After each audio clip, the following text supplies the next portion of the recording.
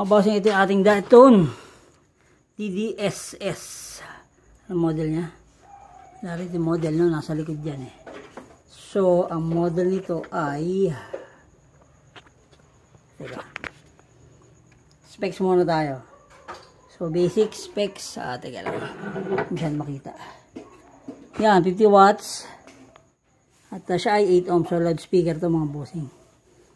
Wala yung kanyang model number dito. Eh, wala. Oh. Frequency. Wala naman nakalagay. Ang sabi. Double drive speaker system. Wala siyang model number na makita ko. So, Diatone siya. Siyempre, classic and vintage na rin yan, mga bossing. So, two-way to.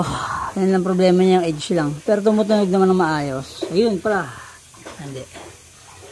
So, wala model. Siguro DDSS na lang. Ganoon na lang yan. So, yan yung ating Diatone. Maayos naman tunog niya. Huwag lang mga, gamitin nyo lang siya sa ay.